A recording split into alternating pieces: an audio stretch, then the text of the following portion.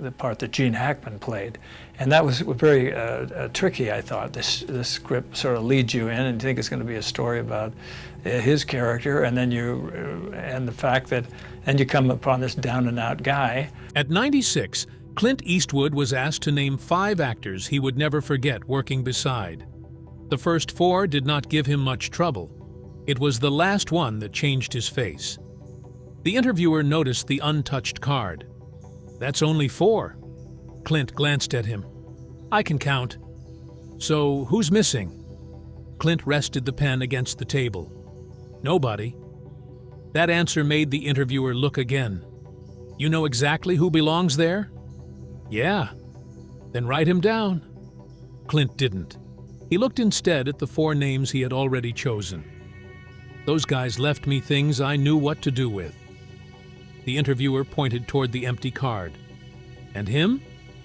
Clint's expression changed. "Still working on that." "Working on what?" Clint ignored the question. He reached for the first card instead. A faint smile appeared. "Start with this bastard." The interviewer laughed. "You liked him?" Clint turned the card over. Eventually, the 4 names. Clint wrote without thinking. The interviewer kept looking at the table. 4 cards had names. The 5th had nothing. "Your 5 best?" Clint answered before he could finish the question. "No." "5 favorites?" That one made Clint think. "Closer." The interviewer tried again. "Friends?" Clint looked down at the cards. A small smile appeared. "Some days." That was the first clue that these names were personal, not just respected actors, not just men Clint Eastwood had worked beside. There was history behind them, some of it good, some of it irritating. The interviewer noticed something else. There were no numbers. "No ranking?" Clint gave him a look. "That's your problem." The interviewer laughed. Clint did not, at least not immediately. He reached for the first card. His fingers covered the name. "This guy irritated me." The interviewer stopped smiling. "And he made the list?" Clint nodded. "That's why." He started to turn the card, then stopped again. For a second, the interviewer thought Clint was changing his mind. He wasn't. He was remembering. "He taught me something I thought I already knew." "What?" Clint finally turned the card over. The name was there, Lee Van Cleef. The interviewer looked down at it, then back at Clint. "What did he teach you?" Clint leaned back. "How much I was moving." That sounded strange coming from him. Clint Eastwood had built a screen presence around doing less. The stare, the pause, the silence. But according to Clint, there had been a time when even he was doing too much. And it took another Western actor standing a few feet away to make him see it. Clint first worked with Lee Van Cleef on For a Few Dollars More in 1965, filmed from April to June around Almería, Spain, with interior work at Cinecittà Studios in Rome. They worked together again on The Good, the Bad, and the Ugly in 1966, filmed in Spain from April to July. The man who made Clint look too busy. Clint remembered one scene clearly. He and Lee Van Cleef were standing opposite each other. The moment was tense. Nothing explosive was happening. That made every movement easier to notice. Clint gave a small look, adjusted his stance, waited, reacted. Nothing excessive, just the little things an actor does when he knows the camera is close. Then there was Lee. Almost nothing. He stood there. Maybe his eyes moved. Maybe his head shifted slightly. That was about it. The take ended. And Clint realized something annoying. His attention had kept going back to Lee. Afterward, he walked over. "What did you do?" Lee looked at him. "Nothing." Clint shook his head. "That's what I mean." Lee gave him the answer. "That's why you were watching." It got under Clint's skin, so on the next take he started cutting things away. One movement disappeared, then another. No extra look. No unnecessary reaction. He stopped trying to show the audience that he was thinking. He just thought. When the take finished, Clint looked at Lee. Better? Lee barely reacted. Less? Worse? Then he walked away. Even at 96, Clint remembered that answer. The interviewer laughed. Did that bother you? Clint nodded. Sure. A beat. Means I remembered it. Years later, he could joke about what he had taken from Lee's style. So, you copied him? Hell no. Then came the grin. I stole the useful part. The interviewer looked at Lee's card, then asked something that sounded almost casual. Did you ever tell Lee how much you took from him? Clint answered quickly. No. Why not? Clint smiled. He would have charged me. The interviewer laughed. So did Clint, and the conversation moved on. But the answer stayed there. He never told him. Clint reached for the second card. This one was worse. Worse how? He turned it over. Eli Wallach. Clint looked at the name and shook his head. You couldn't trust him to do what you expected. The actor Clint couldn't control. That sounded like a complaint. Coming from Clint, it was almost a compliment. Eli could ruin what you planned in 5 seconds. The interviewer asked, ruin the scene? No. Clint pointed at him. Your plan. He remembered preparing a moment with Eli Wallach. They were making The Good, the Bad, and the Ugly in 1966, with filming across Spanish locations including Almeria and Burgos. Clint knew where Eli would stand, when he would move, when he would turn. And because he knew all of that, he already knew how he planned to react. Then the camera rolled. Eli changed something. Nothing dramatic. He paused longer than expected, touched something that had not mattered before, moved at the wrong moment, and Clint's carefully prepared reaction disappeared. What came out instead was real irritation. The take ended. Clint wanted another.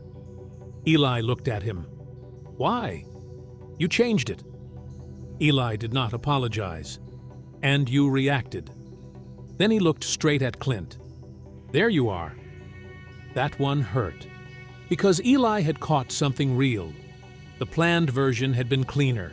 The unexpected version felt more alive. At 96, Clint could finally admit it. I hated that he was right. The interviewer smiled. Still do? A little. But the memory did not disappear when that film ended. Years later, Clint was directing another actor. During a take, the actor changed a small moment. Clint almost stopped him. He opened his mouth, then caught himself. Under his breath, he said one word. Wallach. Someone beside him heard it. What? Clint shook his head. Nothing. And they kept the moment. The interviewer looked at him. So Eli followed you into directing? Clint shrugged. Guy had a habit of showing up where he wasn't invited. Did Eli know that ruined take stayed with you? Clint smiled. Eli thought everything followed him. The interviewer waited. Did this? This time, Clint did not joke. Yeah. The affection was easy to miss. It was hidden inside the irritation. That seemed to be how Clint remembered some of these men. Not through speeches, through things they did that annoyed him enough to last. He touched the third card. This guy had a different problem. What was it? Clint turned the card. Richard Burton.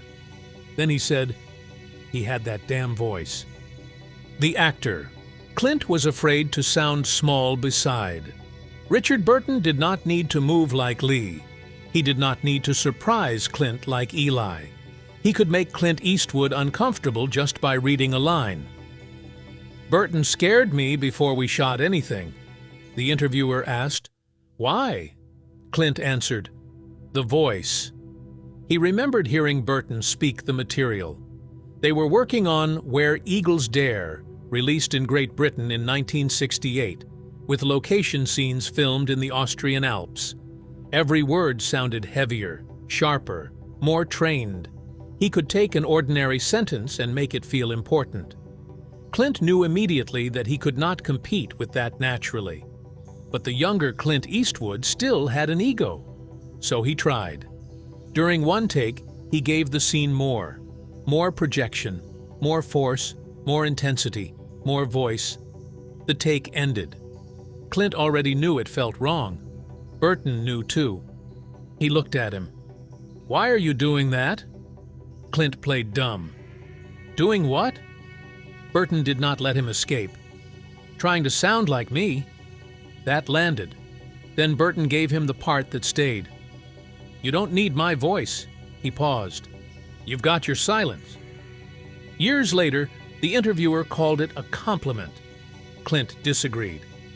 "He wasn't complimenting me." "No?" "He was telling me to stop embarrassing myself." That finally made Clint laugh. Best advice is usually a little insulting. But the story did not end with Burton teaching Clint something. Later, during another scene, Burton approached him. "Why did you wait so long before that line?" Clint thought about it. "Felt right," Burton nodded. "It was." That moment mattered, because Clint had spent so much time studying Burton that he had not realized Burton was studying him too. They were watching each other, taking pieces, testing things. The interviewer glanced at Burton's card, then asked, "Did you ever tell him you remembered that?" Clint's expression changed. No joke this time. He looked down. "I hope he knew." The room became quiet. That answer felt different from the one about Lee. Lee had been turned into a joke. This one could not be. The interviewer looked toward the fourth card. Clint reached for it, and the mood changed again. Because by the time this man entered Clint's life, Clint Eastwood was no longer the younger actor trying to prove himself. He had power now, which meant fewer people were willing to tell him when he was wrong. The fourth card read, Morgan Freeman, the only man who could give Clint a note.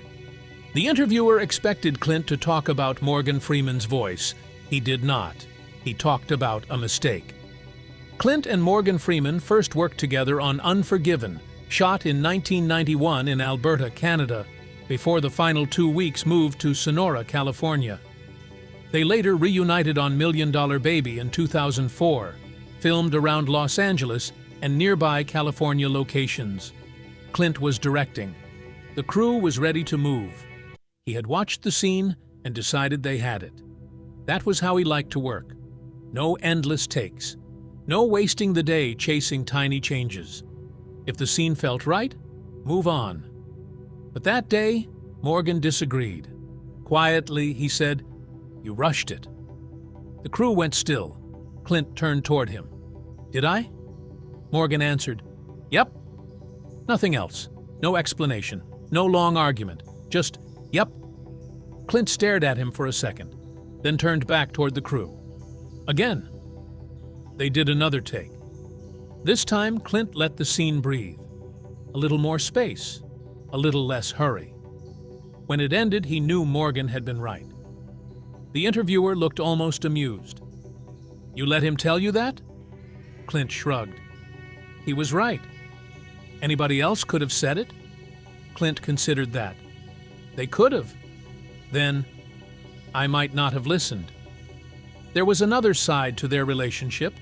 Between takes, Clint and Morgan could sit together for long stretches without saying much. One day, an assistant walked past and noticed the silence. "Everything okay?" Morgan looked up. "We're talking." Clint smiled when he remembered it. No one needed to explain the joke. For those two men, silence did not mean distance. The interviewer looked at Morgan's card. By now, he had started asking a familiar question. "Did Morgan know what he meant to you?" Clint answered immediately. "Didn't have to." "Why?" Clint looked at the card. "That's Morgan." 4 cards were now face up. Lee Van Cleef, Eli Wallach, Richard Burton, Morgan Freeman. The interviewer studied them. "None of these men gave you the same thing." Clint nodded. "No." Then the interviewer looked at the final blank card. It had been sitting there the whole time. "Then what does that one give you?" The humor disappeared from Clint's face. He stared at the empty card. When he answered, he used only one word: regret. The name Clint associated with regret. The interviewer leaned forward. "Bad blood?" Clint answered. "No." "You fell out?" "No." "Fight?" Clint gave him a long look. "You're enjoying this too much." The interviewer backed off, then asked, "So what do you regret?"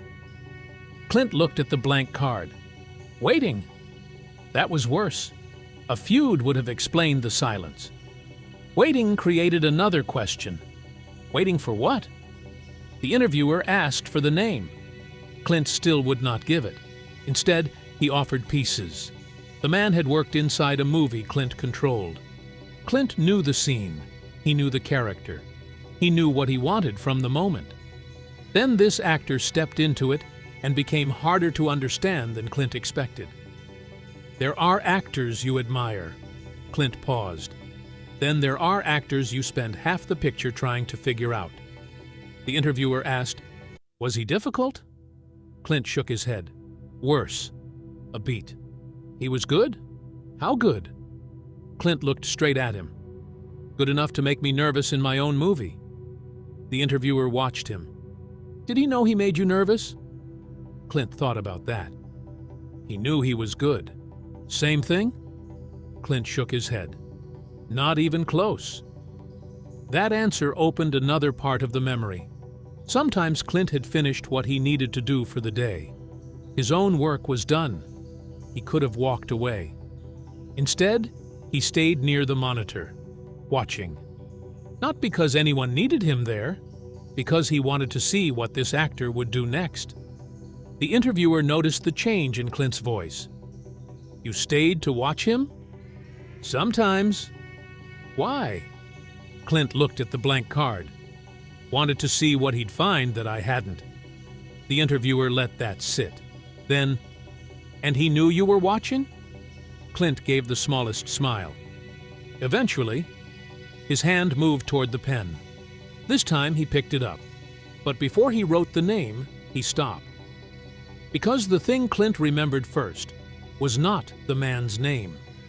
It was the moment he realized the actor was doing something inside the scene that Clint Eastwood himself could not completely explain. The actor who made Clint nervous in his own movie. Clint was watching the scene. As actor and director, he knew what it was supposed to be. The character was cruel, hard, the kind of man the audience should have no trouble disliking. Then the performance started. Something changed. The cruelty was still there, but so was humor. Not safe humor, something darker. The man felt human without becoming soft. That made him worse. Clint kept watching. An assistant finally asked, "Another take?" Clint did not answer immediately. "No." The assistant looked confused. "Something wrong?" Clint kept his eyes on the actor. "I want to figure out why I believed him." Then Clint finally lowered the pen to the fifth card.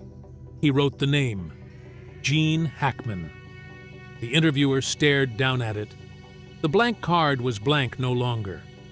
Gene Hackman. That memory went back to Unforgiven, shot in 1991. Gene Hackman played Little Bill Daggett, while Clint directed and starred as William Money. The 11-week shoot spent 9 weeks in Alberta, including Longview, Brooks, and Drumheller, before finishing in Sonora, California. Clint remembered how difficult Gene was to reduce to one thing. A hard man could still make you laugh. A cruel man could still feel familiar. You could hate what he was doing and still understand the person doing it. That bothered Clint in the right way. At one point, he told Gene, "You made me hate that guy." Gene answered, "Good." Clint added, "You also made me understand him." Gene barely reacted. "That's your problem." And there was another exchange Clint remembered. After one take, Gene caught him standing off to the side, still watching. Gene looked over. "You gonna keep staring?" Clint answered, "Depends." "On what?" "Whether you do it wrong eventually." Gene smiled. "Could be a long day." Clint laughed when he remembered it. Not because the joke was brilliant, because he could still hear the way Gene said it. There was competition in it, but no hostility. Two men quietly daring each other to stay sharp. The interviewer caught the smile. "You like that?" Clint looked at Gene's card. "Liked beating him to it." "Did you?" "Some days." "And the other days?" Clint leaned back. "He'd let me think I did." That was different from the earlier memories. With Lee, Clint had been the younger man getting humbled. With Gene, the challenge had become almost playful. Neither needed to announce it. A look after a take could say enough. If Gene found something unexpected, Clint noticed. If Clint found it first, Gene noticed too. The competition had softened into familiarity without losing its edge. The interviewer tapped Gene's card. "So, that's why he gets the last card?" Clint shook his head. "No." "No?" Clint placed one finger on the name. "That's why he's on the list." The interviewer frowned. "What's the difference?" Clint looked at the card, then quietly said, "The reason he stayed blank came later." The interviewer stopped asking about the movie, because now it was clear. Whatever made Gene Hackman's name difficult to write had happened after the acting was over. And it had something to do with those words Clint had waited too long to say. The words Clint waited too long to say. Clint kept looking at Gene's card. Then, "I should have told him." The interviewer asked. "Told him what?" Clint thought. "You made me work harder." He immediately shook his head. "No." He looked annoyed with his own answer. "More than that." Then he found something closer. "You were one of the last guys who could still scare me into getting better." The interviewer did not interrupt. Clint turned Gene's card over. The back was empty. He picked up the pen again. This time he wrote, "Thank you." He stared at it, long enough for the interviewer to think he was finished. Then Clint drew a line through the words. The interviewer leaned closer. "Too simple?" Clint did not look up. "Too easy." He wrote again, "You made me better." This time he read it twice. His jaw tightened. He crossed that out too. The interviewer smiled carefully. "You're getting irritated." Clint looked at him. "I was better at this when I wasn't trying." "With words?" "With avoiding them." The interviewer looked at the crossed-out lines. "So, neither one is right?" Clint shook his head. "No." He kept the pen in his hand, tapping it once against the card. Even now, decades after the work itself, he was still trying to reduce the feeling to one clean sentence, and he still could not do it. The interviewer waited. "Then what would you have said?" Clint looked back at Gene's name. Finally, "You scared me into getting better." That one stayed. The interviewer read it. Then came the question viewers had already heard in different forms all night. "Did you ever tell him?" Clint answered, "Not like that." No joke. Nothing to hide behind. The interviewer asked why. Clint looked at Gene's name. "Thought there'd be another time." He ran his thumb along the edge of the card. "You spend your life saying next time." Then he stopped. Eventually somebody takes next time away. The other 4 cards were still sitting beside Gene's, and now they looked different. With Lee, Clint had laughed away the question. With Eli, affection hid inside the teasing. With Burton, the answer had become, "I hope he knew." And with Morgan, didn't have to. But Gene's card had stayed blank because Clint knew exactly what remained unfinished. Not the friendship, not the respect, the words. The interviewer looked at what Clint had written on the back. "You scared me into getting better." Then he looked at the 5 cards spread across the table. For the first time that night, he stopped treating them like a list. He reached forward and began moving them, sees what the 5 cards really mark. The interviewer took Lee Van Cleef's card first, then Eli Wallach, then Richard Burton, then Morgan Freeman, finally Gene Hackman. He moved them into a line, not best to worst, earlier to later. Lee, Eli, Burton, Morgan, Gene. Clint watched him. "Notice anything?" Clint stared at the row, then gave the most Clint Eastwood answer possible. "That's a long damn time." The interviewer smiled. "You changed between every card." That made Clint look again. He reached toward Lee first. His finger rested beside the name. Still trying to prove something. Then Eli. Still trying to control everything. His hand moved to Richard Burton. This one took longer. Still figuring out what I was. Then Morgan Freeman, a small smile. "Thought I finally knew." Last came Gene Hackman. Clint touched the card, stopped. Then, "Turns out I didn't." Nobody said anything for a few seconds. They did not have to. The whole timeline was sitting on the table. The interviewer finally asked, "So, why these 5?" Clint answered without looking up. "Because I remember who I was when they showed up." The interviewer looked down the row. "So you picked the men who made you better?" Clint shook his head. "No." He looked across all 5 names, then said, "I picked the people I carried home." The interviewer did not ask him to explain it. He did not need to. Instead, he gathered the cards closer together. There was only one question left. The one Clint had been avoiding since the beginning. You don't rank brothers. Lee Van Cleef, Eli Wallach, Richard Burton, Morgan Freeman, Gene Hackman. The interviewer pointed at them. "All right?" Clint already knew what was coming. "If I made you put one first?" "No." "Immediate." The interviewer laughed. "That's cheating." Clint shrugged. "It's my list. One of them has to be your favorite." Clint looked at the cards. He did not answer. The interviewer tried another way. "Lee?" Nothing.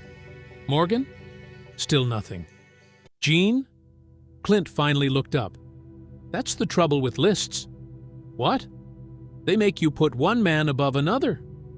The interviewer looked back at the 5 names. "Then what should I call them?" For a while, Clint just sat there. His hand rested near the cards. Then he said one word. "Brothers." The interviewer smiled. "Brothers?" Clint nodded. It fit better than favorites. Brothers could irritate you, challenge you, call you out, make you angry, make you laugh, and sometimes understand you without needing anything said. The interviewer asked, "For how long?" Clint gave him a look. "What kind of question is that?" Then the smile returned.